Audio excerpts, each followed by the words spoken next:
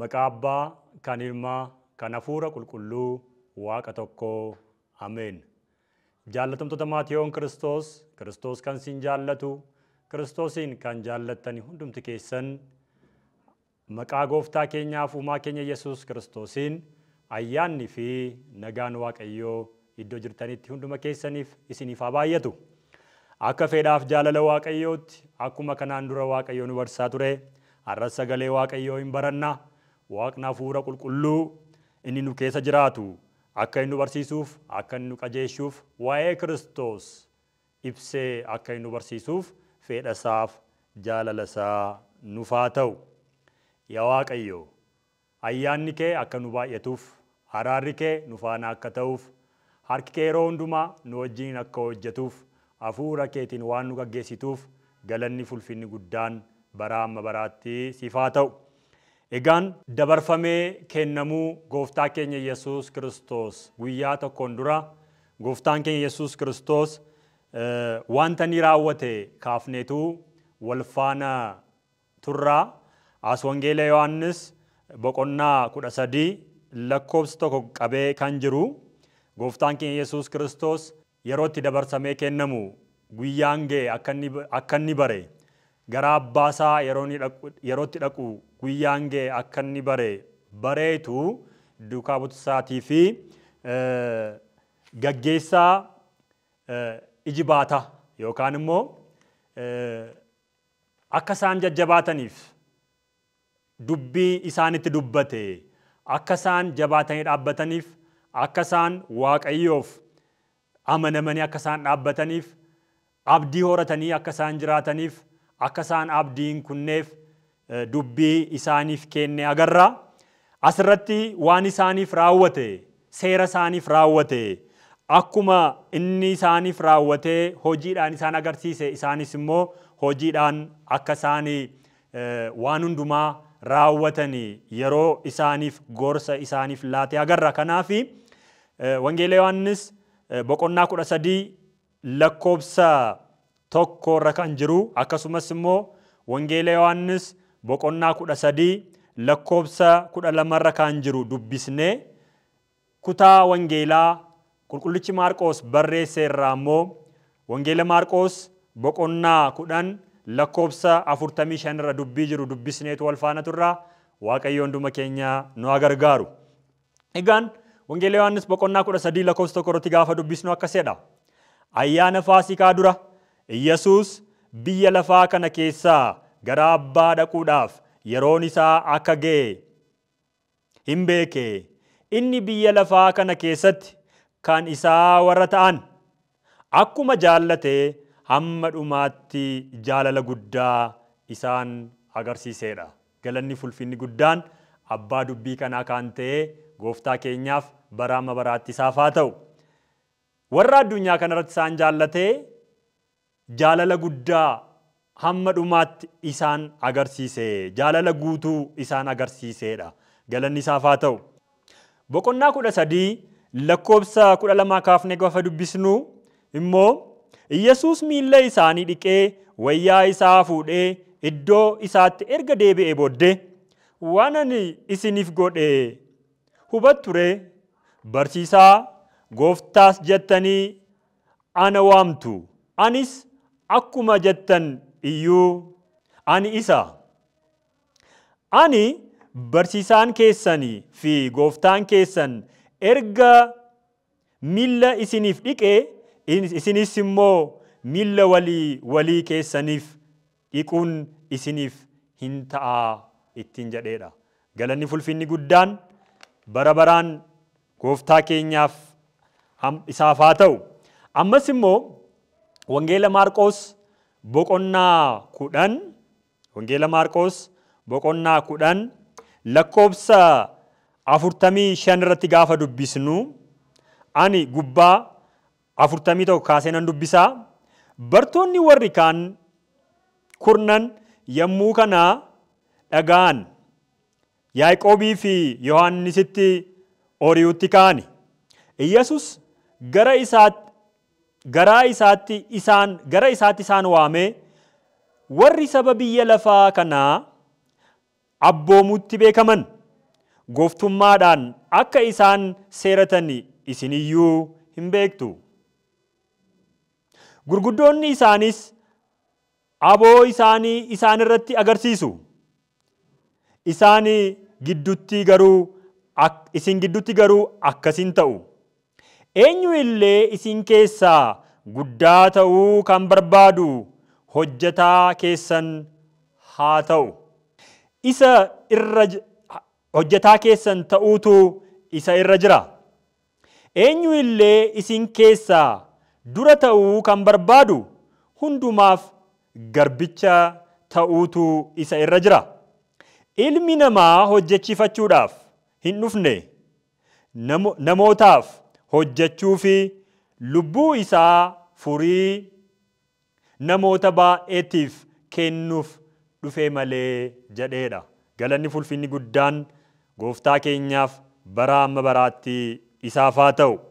Egaan Gooftaan keenya Yesuus Kiristoos gaggeessaa yookaan gaggeessaa isa dhumaa yeroon itti gara abbaa isaa deemu yeroon itti ga'e, kaayyoon inni biyya lafaa kana dhufee biyya lafaa kana irratti kaayyoon itti dhufee sana raawwatee yeroon isaa yeroo itti deemu yeroon inni ga'e.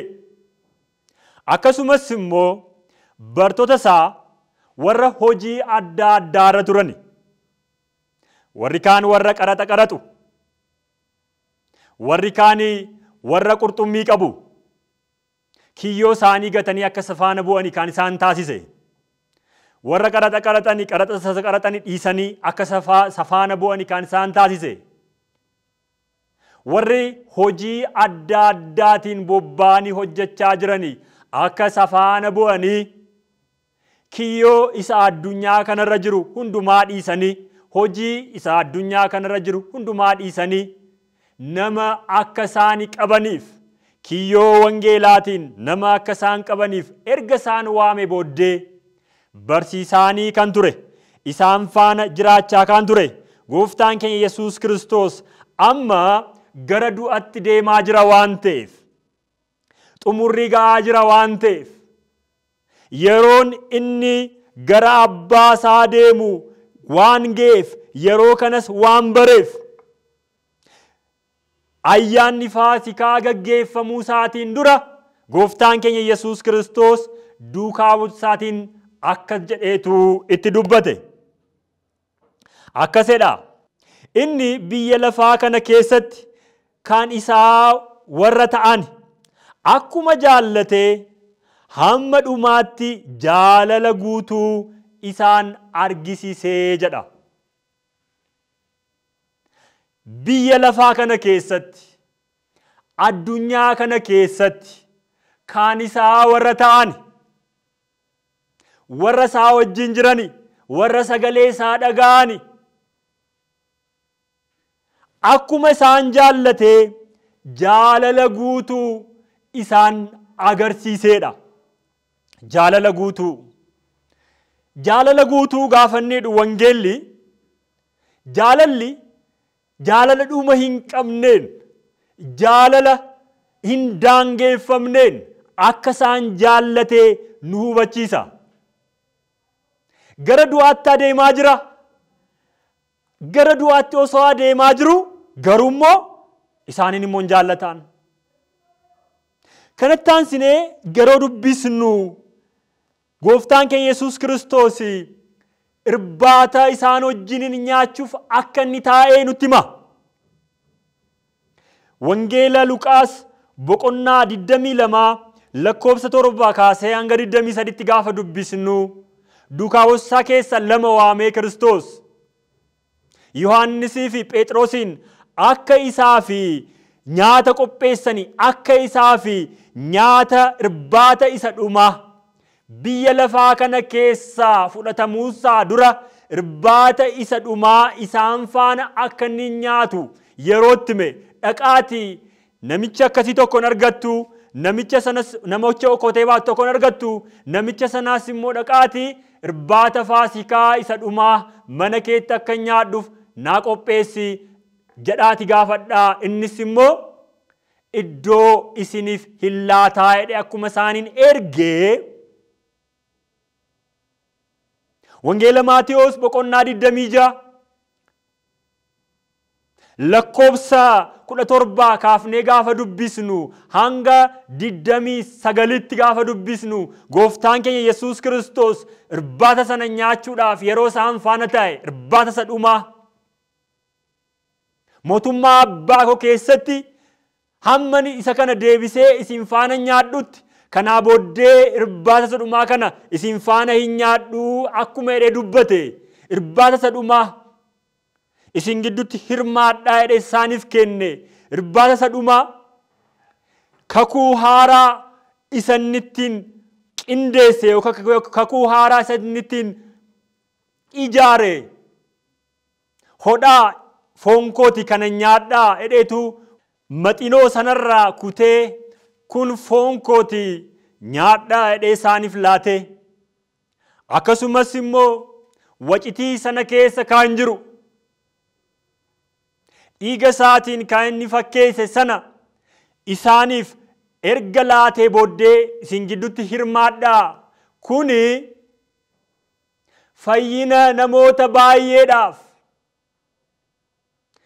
dhiifamuu cubbuu namoota baay'eedhaaf kan dhangala'u dhiiga kooti dhiiga koo isa kakuu haaraati jedhee yeroo isaaniif laate sana yeroo hundumaayyuu gaafa kana nyaattanii du'a koo fi du'a koomsa koo hin yaadattu jedheetu gaafa isaaniif laate sana bor fannoo irratti fannifamuudhaaf guyyaa jimaataa dabarfamee kennamuudhaaf Kiristoos har'a gaafa isaan gidduutti isaan faana taa'ee irbaata isa dhumaa gaafa inni nyaatu in agarra. Yeroo kana irrattidha gooftaan keenya Yesuus Kiristoos yeroon inni itti biyya lafaa kana keessa gara abbaasaa dhaqu akka ga'e yeroo inni bare abbaasaa yeroo itti ulfeessu yookaan abbaasaaf yeroo inni itti ulfina laatu guyyaansaa akka ga'e yeroo bare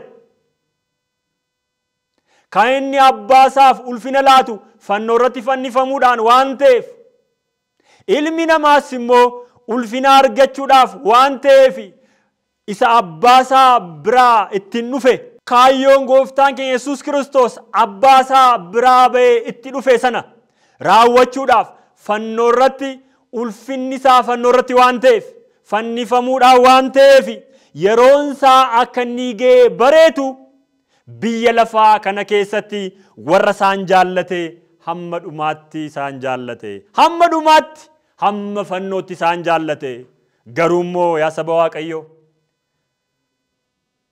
yeroo irbaata irratti ta'an sana isin keessaa garuu tokko dabarsee na laachuuf jira ittiin jedhe isin keessaa tokko na laachuuf jira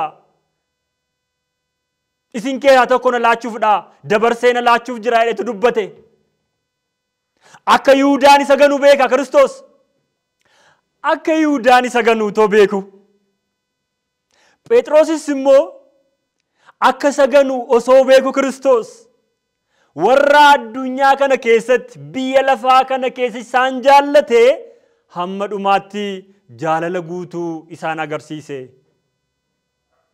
hamma duutti hamma fannoo irratti fannifamutti jaalalli inni guddaan Waaqayyo anaaf isiniif kenne fannifamuu fannoo irratti anaaf isiniif dabarfamee kennamuu gooftaa keenya Yesuus Kiristoos waan ta'eef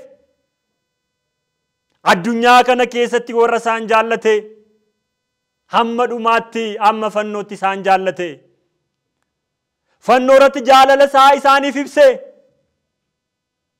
kanaaf isaaniif fannifamuudhaaf isaaniif duudhaaf isaaniin jireenya bara bara haa qabaataniif isaaniif dabarfamee kennamuudhaaf Kiristoos yeroo inni itti adeeme kanarratti hamma dhumaatti jaalala guutuu isaan agarsiise. Wangeela Yohaannis boqonnaa 15 lakkoofsa 13 irratti gaafa dubbisnu jecha akkas jedhu nagarraa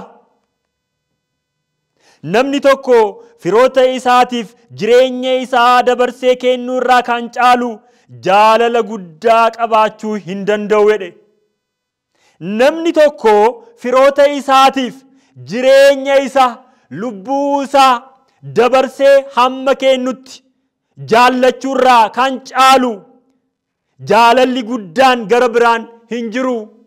Jaalalli guddaan jiraachuu hin danda'u. Kanaaf hamma lubbuusaa isaaniif laatutti, hamma lubbuusaa nuuf laatutti gooftaan keenya Yesuus Kiristoos nu jaallateera. Inni waaqa ta'e ergamoonni samiirraa fuula isaa ilaaluu kan hin dandeenye, abiddummaatiin kan jiraatu, waaqummaatiin kan jiraatu, fuula isaanii kaattuu isaanii lamaaniin akka Isaayyaas boqonnaa 6 dubbisnu kaattuu isaanii lamaaniin immoo qaama isaanii okfatanii kaattuu isaanii lamaaniin balali'aa yeroo hundumaa kan galateeffataniin fuula isaa dura dhaabbachuudhaaf kan hin dandeenye kan raafamani. Sodaatamaa kan ta'e, waaqa bara baraa kan ta'e, jiraataa kan ta'e, samiif lafa kana diriirsee kan qabee jiru, kan diriirsee kan uume, hundaa ol ta'ee kan jiraatu, Elshaadaay Adoonaay kan ta'e, Elohim kan ta'e, waaqa bara baraa kan ta'e, waaqa arjaa isa ta'e, anaaf isiniin nu fayyisuudhaaf foon uffatee gaafa inni mul'ate sana jaalala guutuu nuuf agarsiise, jaalala guutuudhaan nu jaallate, unuuf hamma lubbuusaa dabarsee laatutti, jireenya isaa dabarsee hamma laatutti anaaf isiniin nu jaallate. Jaalala guddaa kanaan jaallatamne galanni fulfinni guddaan isaaf haa ta'u. Kan isatti amanu hundinuu jireenya bara baraa qabaatuuf malee akka inni hin banneef Waaqayyoo tokkicha ilma isaa manni kennutti addunyaa kana tola jaallate jedhame akkuma dubbatame tola nu jaallate. Unuuf tola, Waaqayyoof garuu tola miti. Inni gatiitti kaffaleera. Inni fannoo irratti fannifamuudhaan, mataa isaa gadoof qabuudhaan, hamma kanaatti dhiphachuudhaan, hamma sanaatti mataa isaa dabarsee anaaf isiniif kenneera. Abbaa jaalalaa, waaqa jaalalaa kan ta'e qabna. Galanni fulfinni guddaan isaaf haa ta'u. Akkasittiin nu jaallateera. Akkasittiin gara ofiisaatti nu siqseera. Abbaa isaa wajjin nu araarseera. Gara mootummaa abbaa isaatti nu fulleesseera. Gara isaatti nu dhiyeesseera. Abbaa wajjin araara akka qabaannuuf araara guutuu nuuf kenneera. Jaalala guddaa, jaalala guutuudhaan nu jaallateera. Garuu immoo asirratti akka laallu nama carraa dhabe immoo nagarra. Nama carraansaa nama jalaa fudhatame Yihuudaadhaan. Yihuudaan gooftaan keenya Yesuus Kiristoos akkuma dubbate isin keessaa tokko dabarsee na laachuuf jira. Namichi kun osoo hin dhalatiin itoo hafe wayyaa fi akkuma inni jedhe egaan isaan gidduudha tokko isa dabarsee laachuudhaaf inni jiru kun duukaa buusaa wajjiniin irbaata irratti dhiyaateera. Nyaata sanas nyaateera. Garuu immoo gooftaan keenya Yesuus Kiristoos utuma akkas ta'u gidduudhaati kee isa dabarsee isa laatu tonni baru, tonni beeku. Isaafis jaalala guddaa qaba ture. Itoo Yihuudaan gaabbii galeera ta'e, itoo Yihuudaan deebi'eera ta'e jaalalli Kiristoos kan daangeffame miti.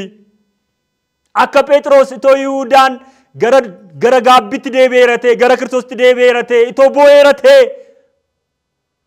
isaafis dhigni dhangala'u dhiiga araaraa waan ta'eef isaafis ture. Garuu Yihuudaan abbaa carraa kanaa hin taane. Garuu immoo gooftaan keenya Yesuus Kiristoos itoo irbaata nyaachaa jiru irbaata isa dhiyaate sana erga jalqabee booddee irbaata irraa kaa'ee erbee fudhatee wayyaa isaas uffateetu dudda isaa hidhatee wayyaa dudda isaa hidhate sana keessatti erbee suqqateetu duukaa buusaatiin miilla isaanii miicuu jalqabe. Jaalala guddaa hangana jedhamee hin ibsamne.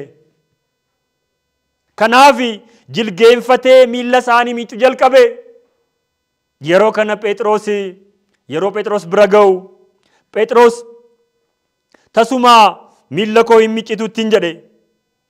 Gooftaa tasumaa miilla koo hin miiccitu jedheetu deebise. Gooftaan garuu akkasittiin jedhe. Simoon Phexros biraas geenyaan Phexros gooftaa situu miilla koo dhiqaa ittiin jedhe. Yesuus immoo waanan ani hojjechaa jiru ati amma hin beektu. Gara booddeetti garuu hin hubattaa jedheenidha. Deebiseefi Phexros yoomiyyuu taanaan miilla koo hin dhiqxuttiin jedhe. Kana irrattis Yesuus ani yoon si dhiquudhaa baadhee na biraa qooda hin qabdu ittiin jedheedha. Kana irratti Simoon Phexros Gooftaa miilla koo qofaa utuu hin ta'in harkoos dhanna koos na miicci ittiin jedhe. Kan miilla isaa dhiqatee hin ga'an ittiin jedhe. Harka isaa fi mataa isaa dhiquun hin barbaachisu. Han miilla isaa dhiqate gahaadha ittiin jedhe. Yesuus immoo kanaan dura kan dhiqate miilla isaa duwwaa dhiqachuu malee lammaffaa isaaf hin barbaachisu. Inni guutummaatti qullaadha'oo isin qullaa'oodha garuu hunda keessan miti jedheenedha.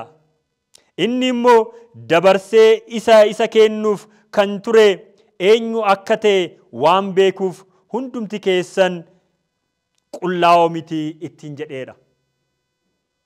Kan dhiqattanii isin hundumti keessan qullaa'oodha garuu hunduma keessan miti. Maaliif? Dabarsee isa kennu isaan gidduu waan jiruuf, Yihuudaan waan jiruuf. Carraa dhabeessa namichi kun yaa saba Waaqayyoo. Warri Ayhuud Kiristoos wajjin wal bira darbani. Inni isaaniin fayyisuu dhufe, isaan garuu dabarsanii fannisaniin. Isaan isa rukuchuudhaaf, dhagaadhaan isa tumuudhaaf irratti mari'atanii, ajjeesuudhaaf mari'atanii. Yihuudaan immoo faana jira. Sagalee isaa dhageera. Irbaata isaa wajjin nyaateera. Isaa wajjin qooda qaba. Miilla isaas dhiqateera. Garuu qulqullummaa kanarraati kufeera yaa saba Waaqayyoo. Kanarraa Waaqayyoo nu haa baraaru. Kiristoos faana bu'anii osoo Kiristoos wajjin jiraatanii karaatti hafuurraa Waaqayyoo nu haa baraaru. Namichi kun carraan isaaf kennamee ture. Carraa isaaf kenname kana garuu yeroo inni itti tuffatee gatu hin agarra. Kanaafidha Kiristoos amma yeroon kee ga'eera maal hojiteessaa dhaqi ittiin jedhe. Yeroon kee ga'eera maal hojiteessaa amma yeroon koo maal ta'eera ga'eera maal hojiteessaa dhaqi waan yaada keetti qabatte sana raawwadhu ittiin jedhe. Waan yaada keetti qabatte raawwadhu ittiin jedhe. Kanarraa Waaqayyoo nu haa baraaru. Gooftaa isaa dabarsee laate. Uumaa isaa dabarsee laate.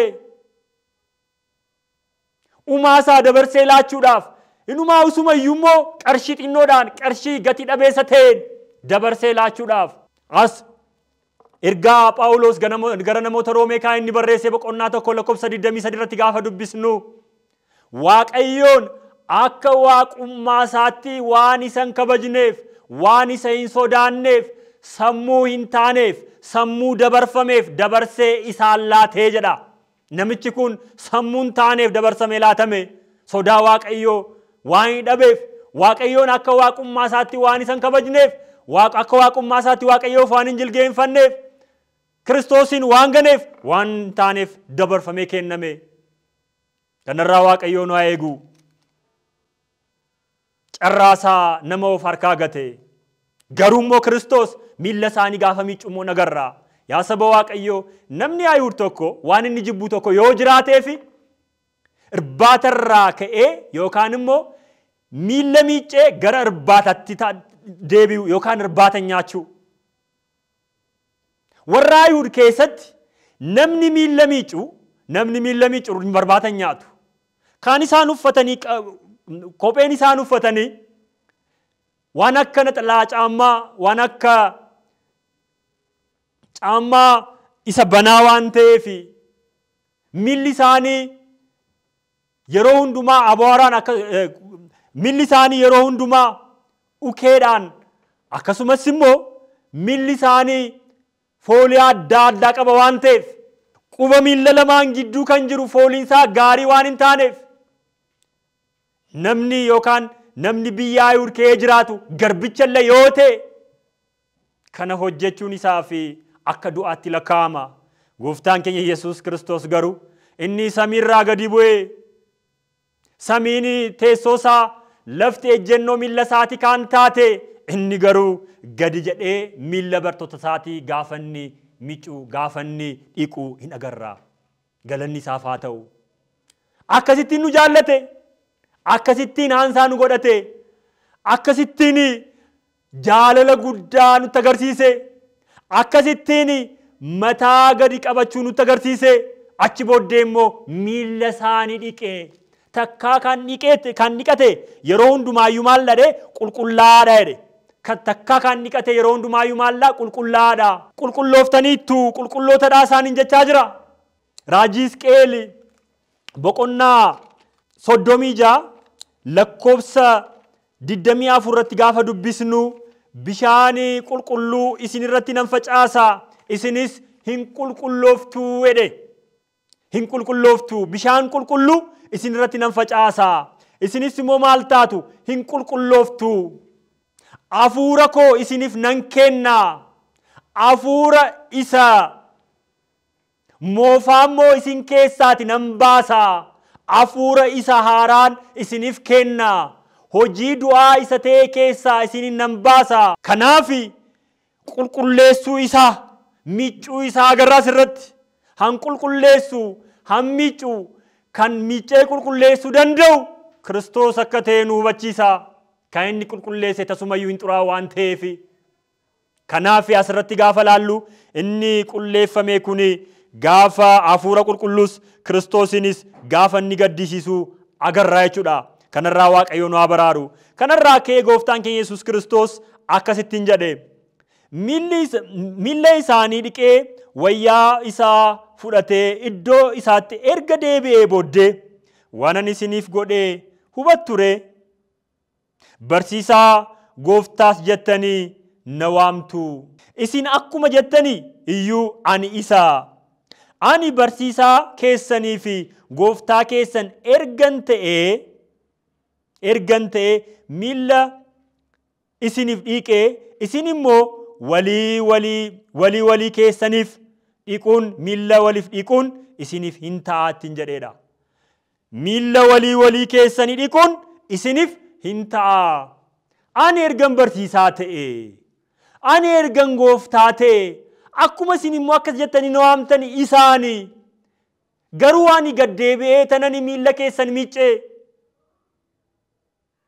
Erganani gaddeebi'ee miilla keessan miicee, isinis immoo akkuma kana walii keessaniif gochuun isiniif ta'a. Miilla walii dhiquun isiniif ta'a. Amma gara tajaajilaatti ba'uuf jiru waan ta'eef, kanaa booddee Kiristoos dabarfamee kennamuuf jira waan ta'eef, hafuurri qulqulluu erga Kiristoos du'ee booddee gara isaaniitti hin dhufa, hafuura qulqulluutiin hin guutamu waan ta'eef, amma waa'ee isaatiif dhugaa ba'uudhaaf ba'uuf jiru waan ta'eef, amma maal ta'uu qabu? Mataa isaanii gad of qabanii akka barataan barsiisaa isaarraatti barateetti raawwachuu qaba waan ta'eef. Miilla miicuu. Miilla miicuun miilla namaa lafa kaanii miicuu miti yaa saba Waaqayyoo. Hamma sanaatti gad of qabanii nama kabajuun, nama keessumsiisuunis waan guddaadha. Garuu isa miti. Mataa isaanii gad of qabanii tikseeni hoolota isaatii fi dheedicha gaarii fi iddoo bishaan gaariin jiru dhaqee akkuma isaaniin obaasu akka isaaniin nyaachisu. Sagalee Waaqayyootiin ummata Waaqayyoo akka isaan kunuunsaniif, tajaajilaan yeroo hundumaayyuu warra inni tajaajilu irratti mataa isaa akka inni ol qabu osoo hin ta'in gadi jedhee akka inni tajaajiluuf. Maaliif wangeela Maarqoos boqonnaa 10 isa sila dubbisne irratti bartoota keessaa eenyu caalaa jedhanii wal gaafachaa turanii. Nu keessaa eenyudha inni guddaan, inni hangafni eenyudha jedhanii wal gaafachaa turanii. Kiristoosis garaa isaatti kana beekaa ture waan ta'eef waan isaan dubbatanii kana yeroo deebisee isaan ceepha'u nagarra. Asirrattis immoo boqonnaa 10 Maarqos boqonnaa 10 lakkoofsa 35 qabne gaafa dubbisnu, ijoolleen Zabdiyoos, Yaaqoobii fi Yohaannis gara Kiristoositti dhufanii maalittiin jedhanii? Gooftaa gaafa mootummaa keedhaan dhuftu, mootummaa kee gaafa ijaartu, tokko keenya karaa mirgaa, tokko keenya immoo karaa bitaa akka ati nu keessuu hin barbaannaa jedhanii aangoo akka ati nu laattu hin barbaannaa jedhanii gaafataniin Kiristoos garuu waan isin kadhattanii hin beektanii ittiin jedheedha. Mirgaan taa'uun akkasumas immoo bitaadhaan taa'uun isiniin murteeffama miti, isiniifis miti. Garuu waan isin kadhattanii hin beektanii xofoo dhiphinaa ani keessaa dhuguuf jedhu keessaa dhuguu hin dandeessu. Cuuphaa ani itti cuuphamuuf jedhus cuuphamuu hin dandeessu isaaniin jedhe. Isaan immoo hin dandeenya jedhaniin. Yesus garuu xofoo ani keessaa dhuguuf jedhu keessaa dhuguuf jirtu. Cuuphaa ani ittiin cuuphamuuf jirtu.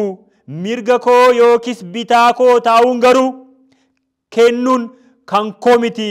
Taa'umsi sun warra kanaan dura qopheeffameefif ta'a isaaniin jedheedha. Kanaaf xofoo ani dhuguuf jiru keessaa dhuguuf jirtu. Cuuphaan itti cuuphamuuf jiru kana keessaa cuuphamuuf jirtu. Maal jechaan jira? Akkuma ani gidiraa arge isin irrattis gidiraan hin ga'a. Akkuma naanna fannisani isininis gidiraa adda addaa isinirra ga'u, isin fannisuu danda'u, sirreebuu, isin ajjeesuu danda'u. Xofoo kana irraa dhuguu hin dandeessu. Garuu amma miti booddeedhaan garuu mirgaa fi bitaadhaan taa'uun isiniif ana miti kan kana kennu kan isaaniif qopheeffame isaan jiruutiin jedhe. Kanaaf bartoonni warri kaan kana dhaga'anii hin gumgumanidha. Akkamitti kana gaafattu jedhanii hin gumgumanii.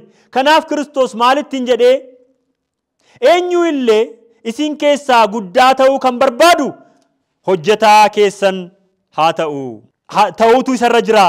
Eenyu illee isin keessaa dura ta'uu kan barbaadu hundumaaf garbicha ta'uutu isarra jira. Ilmi namaa hojjechiifachuudhaaf hin dhufne namootaaf hojjechuu fi lubbuu isaa furii namoota baay'eetiif kennuudhaaf dhufe malee ittiin jedheedha.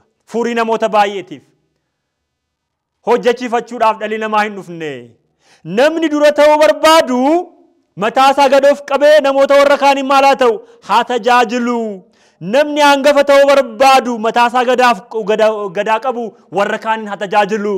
Kanaaf bara kana keessatti tajaajiltoota jirtaniif, bara kana keessatti miilla Kiristoos jala buutanii warra Kiristoos hin labsitaniif ergaan kun ergaa guddaadha. Namoota isin tajaajiltan irratti mataa keessan ol hin qabinaa, of hin tuulinaa. Akka Kiristoos gadi bu'ee tajaajile, akka Kiristoos mataasaa gad of qabe, gad of qabuun barbaachisaadha. Ani garraamiidha jedheera. Ani garraamiidha jedhee dubbateera Kiristoos. Ba'aan koos ulfaataa miti jedheera Kiristoos. Ba'aan koos salphaadha. Wangeela Maatiyos boqonnaa 11 lakkoofsa 27 irratti gaafa dubbisnu. Kanaaf warri dadhabdoonni kottaati haara galfadhaa. Warri addunyaa kanarratti dhadhamaa jirtani kottaati haara galfadhaa. Ani garaa kootiin garraamiidha jedheera. Kanaaf Kiristoos akkuma garraamii ta'e, Kiristoos akka mataasaa gad of qabe, Kiristoos akka mataasaa gad of qabe tajaajile. Tajaajilaan bara kanaas mataasaa gad of qabe tajaajiluun dirqama ta'a jechuudha. Inni itoo gooftaa ta'ee jiru miilla akka miicce, mataasaa gad of qabe miilla isaanii akka miicce. Tajaajilaan bara kana jirus immoo ani osoo gooftaa fi barsiisaa keessan ta'ee jiru ergan kana raawwadhe isinis immoo walii keessaniif kana raawwadhaa akkuma needhee tajaajilaan akka kanaa gochuun dirqama isaa ta'e jechuudha. Mataasaa gad of qabee uummata Waaqayyoo tajaajiluun hoolota tiksuudhaaf isaaf kenname seeraan eeguun tajaajilaarraan ergamaa jechuudha. Hoolota warra Waaqayyoo isaaf kenne sana lubbuu isaanii harka tajaajilaa sanarraa Waaqayyoon barbaada waan ta'eef karaa gara biraa tajaajilaan hoolaa sana qalatee akka inni nyaatuuf osoo hin ta'in Waaqayyoof akka inni bisheessuuf mootummaa Waaqayyoof akka inni bisheessuuf hadaraa isaaf laate waan ta'eef tajaajilaan mataasaa gad of qabee kana raawwachuun dirqama ta'a jechuudha. Bara keenya kana keessatti namoota tajaajilaa ta'anii baay'ee of tulani, namoota warra isaan tajaajilan irratti mataa isaanii kan ol qabanii baay'een akka nuti argaa jirru jira. Mataa gad of qabu jechuun hundumaa gadi ta'uu jechuu miti. Namni hundumaa ol ta'e mataa isaa gad of qabee Kiristoosin tajaajila. Namni hundumaa ol ta'uu barbaadu Waaqayyoo fuulduratti fudhatama argachuu barbaadu. Waaqayyoo isa kabaju namni barbaadu mataa isaa gad of qabee Kiristoosin tajaajiluun waa'ee Kiristoosin labsuun dirqama isaa ta'a jechuudha. Kanaaf Kiristoos asirratti warri isa faana bu'aa jiranii, warri bartoota isaa warra ta'anii akka isaan abdii hin kunnee fi jaalala guddaa, jaalala isa hangana hin jedhamne, jaalala guutuu isaan agarsiiseetu mataa isaa gad of qabee miilla isaanii miccee mataa isaa gad of qabee. Kanaaf qulqullootadha isin jedheen. Kanaaf booddee isin qulqullooftaniitu ittiin jedhee. Otoo sagananii hundumti isaanii gara mana isaaniitti, hundumti isaanii gara qe'ee isaaniitti yeroo inni du'u sana akka isaan dhiisanii isa baqatanii too beeku garuu immoo jaalalaan isaan jaallate. Kanaaf Kiristoos akka nuti isa nu hojjechiifachuudhaaf osoo hin ta'in inni furee lubbuu keenya ta'ee anaaf isiniin abbaa isaa wajjin nu araarsuudhaaf dhiiga isaa dhangalaasuudhaan abbaa isaa wajjin anaaf isiniin nu araarsuudhaaf aarsaa nu ta'uudhaaf nu hojjechuudhaaf Kiristoos mul'ateera. Kanaafidha Kiristoos ilmi namaa hojjechiifachuuf hin dhufne. Namootaaf hojjechuu fi lubbuu isaa furii namoota baay'eetiif kennuuf dhufee malee ittiin jedheedha. Kanaaf lubbuu namoota baay'eedhaaf, lubbuu keenya nu furuudhaaf, unuun anaaf isiniin dhiiga isaa dhangalaasee cubbuurraa ni miicuudhaaf, gara mootummaa isaatti nu deebisuudhaaf, hansaa nu godhachuudhaaf, jireenya bara baraa akka jiraannuuf, jiraatoo akka taanuuf nu godhachuudhaaf, Kiristoos anaaf isiniif hojjechuudhaaf mataa isaa gad of qabee dhufeera. Akka ani mataa koo gad of qabee dhufe, isinis mataa keessan gad of qabaatii hojii ani isiniif hojjedhe kana isa agartanii kana isinis walii keessaniif hojjedhaa jechaa jira. Kanaaf akkasittiin Kiristoosin yaadachaa, akkasittiin gara du'aatti osoo deemuun jaallachuu isaa barree namoota akka jaallannuuf, walii keenya akka wal jaallannuuf, akkasittiin Kiristoos mataa isaa akka inni dabarsee nuuf laate ilaallee ana mannaa siif wayyaa jennee obboleessa keenya jaallachuudhaan, obboleessa keenyaaf raawwachuudhaan, walii keenya harka keenya wal qabachuudhaan, hojii isaa hojjechuudhaaf dhaabachuun, isatti amanuun, isaa wajjin hirkatanii dhaabachuun, waan inni dubbate hundumaa raawwachuun nurraa eegamaa waan ta'eef Kiristoos yeroon itti gara abbaa isaa dhaquu yeroo inni ga'e ayyaana Faasikaa dura akkas jedheetu dubbii kana dubbate. Erga kanaa booddee gara wangeela Yohaannis 14 gaafa deemnu gooftaan keenya Yesuus Kiristoos garaan keessan hin raafaminaa jedhaan. Garaan keessan hin raafaminaa jedhetu itti dubbata. Kanaaf maal gochaa ni jira? Gaggeessaa ijibaataa isa dhumaa isaan wajjin raawwachaa jira jechuudha. Kanaa booddee ani deemuufdha. Kanaaf isaan jajjabeessaa jira. Isaaniin akka isaan cimaniif, akka isaan jajjabaataniif, isaaniif abdii isaaniif kennaa jira. Kanaaf abdii kana barree abdii nu kenname kanaan Kiristoos hin dhufa waan ta'eef isaa wajjinis bara baraan hin jiraannaa waan ta'eef isa qabannee nutis immoo bartoota isaa waan taaneef warra isaaf adda baane waan taaneef bara keenya guutuu isaa akka tajaajilluuf bara keenya guutuu isaa wajjin akka dhaabbannuuf Waaqayyo hunduma keenya nu gargaaru kan nu gargaare ammoo nu wajjin turee jecha isaatiin sagalee isaatiin kan nu qajeeshe kan nu barsiise Waaqni keenya maqaan isaan galatoomeef kan kabajame haa ta'u. Eebbifamaa Waaqayyo isin haa eebbisu. Ayyaanni fi nagaan Waaqayyo iddoo jirtanitti hunduma keessanii isiniif haa baay'atu. Ameen.